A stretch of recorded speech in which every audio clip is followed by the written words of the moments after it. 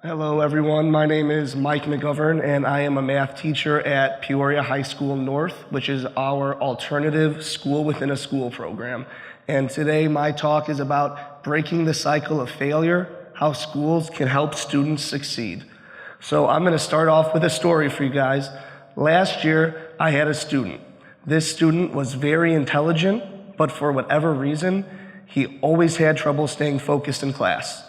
He could not sit still and take notes. I would see him stand up, start walking around the room. He wouldn't talk to anyone. He wouldn't be disruptive in any way. He just could not sit still. And so I think back to what a typical teacher response would be. You want the student to sit still, pay attention, take the notes, learn the material. That's not the way I responded.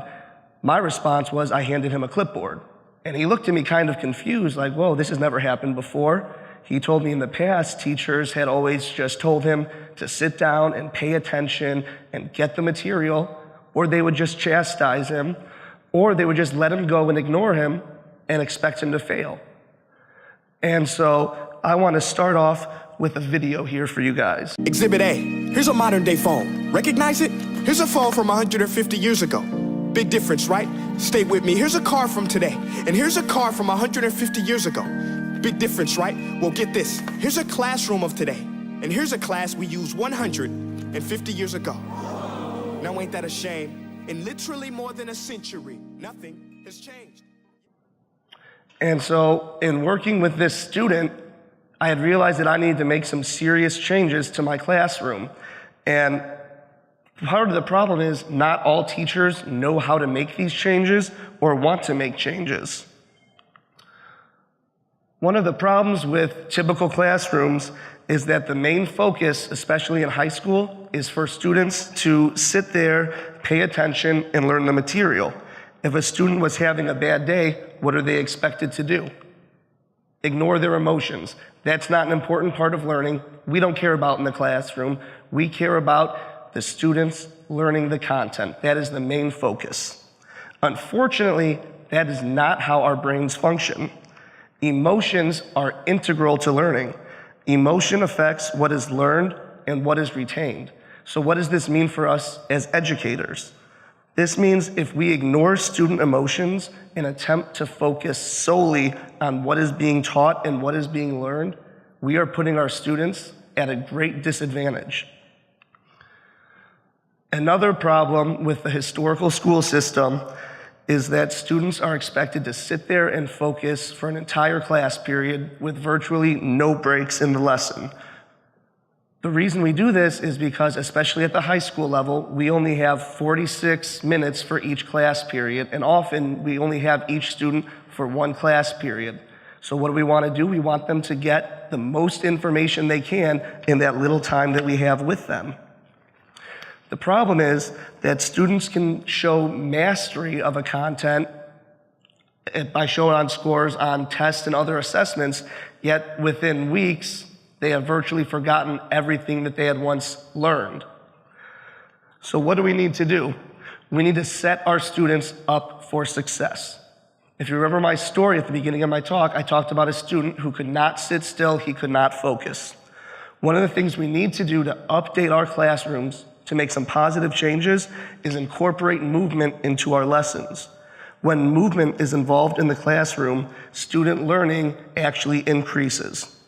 The more movement that is created during a learning experience, the more focused and attentive our students will be. And if you have students more focused and attentive, they're obviously going to learn more. But that's not the only reason movement is important. There are two broad types of memory. We have declarative and non-declarative memories. Declarative memories are facts, something that you're told is an example. A fact, 2 + 2 is 4. There's no context behind that, you're just expected to remember that.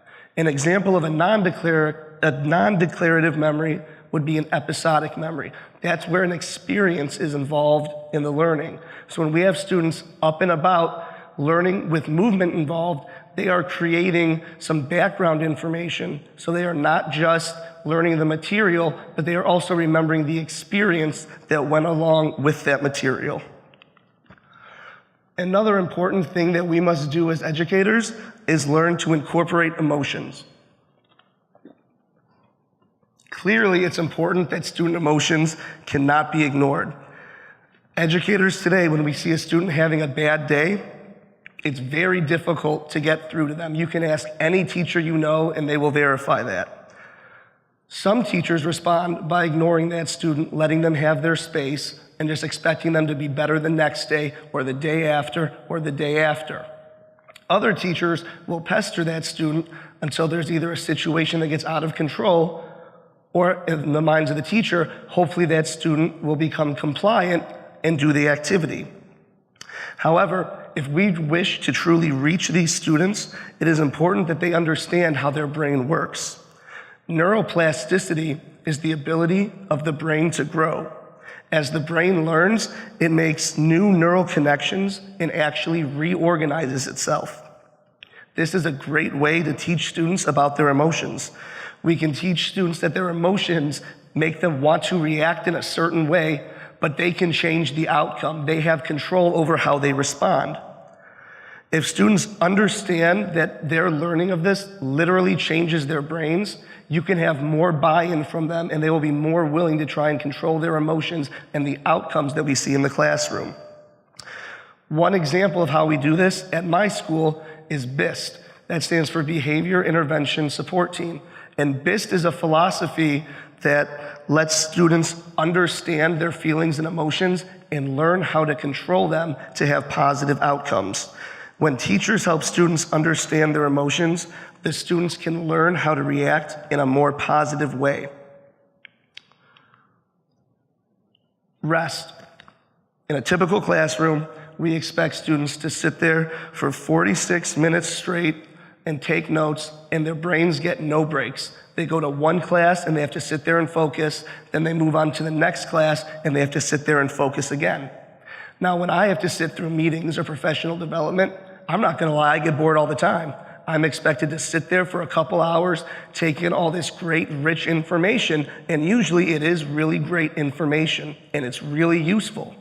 But when I'm expected to sit there for long periods of time with no breaks, it gets really hard for me to sit there and focus and pay attention to all this great information that's being shared.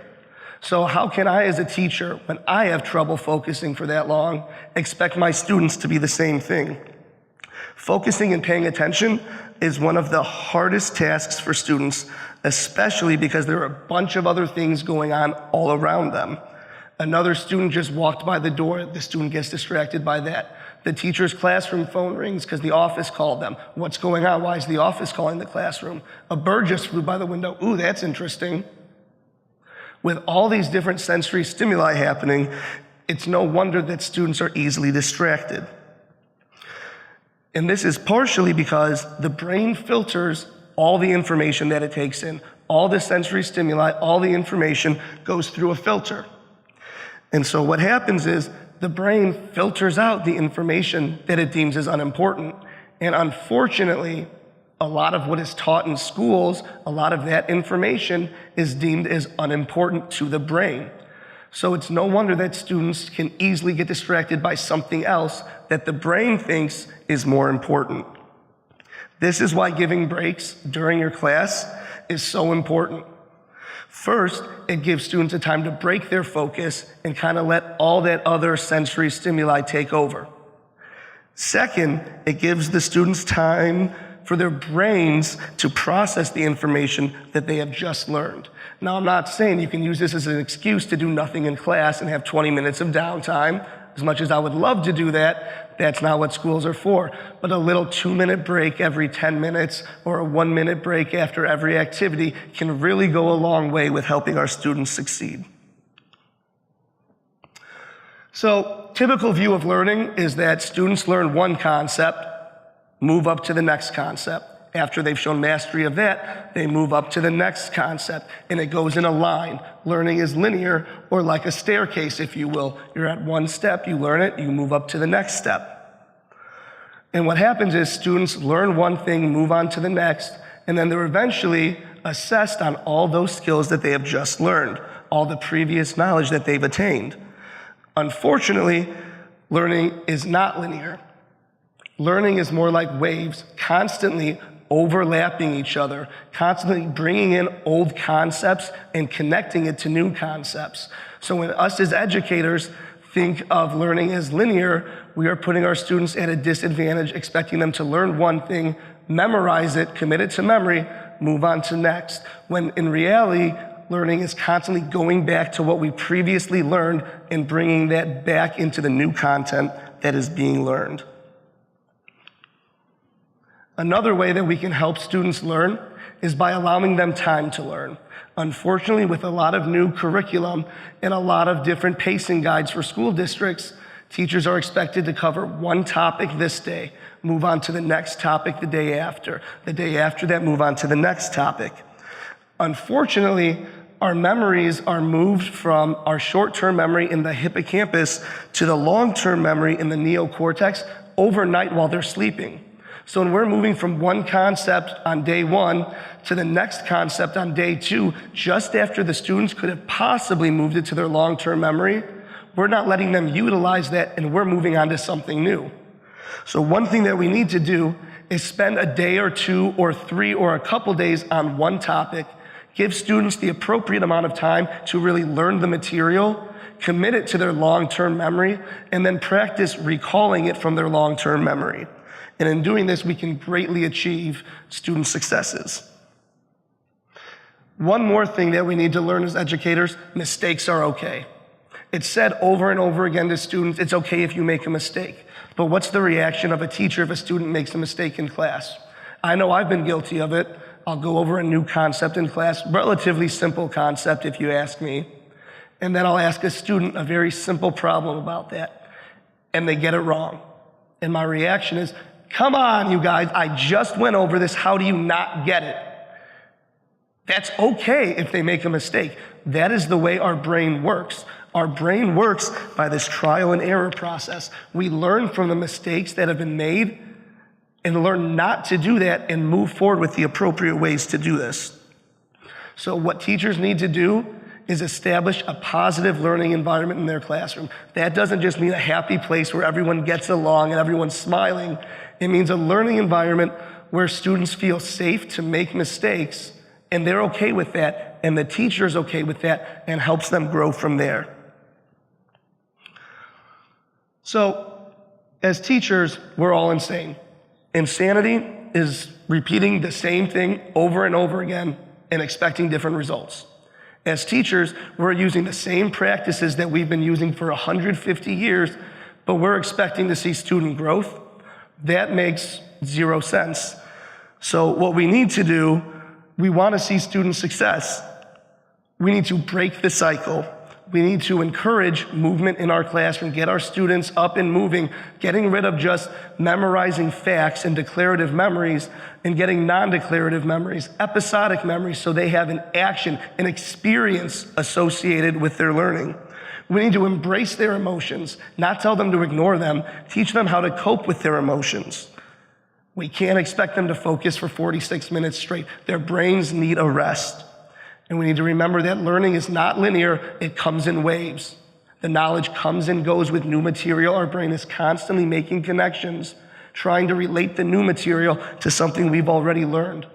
And most importantly, we need to give our students time to learn and commit their knowledge to long-term memory and encourage their mistakes.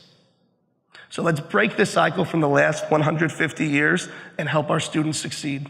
Thank you.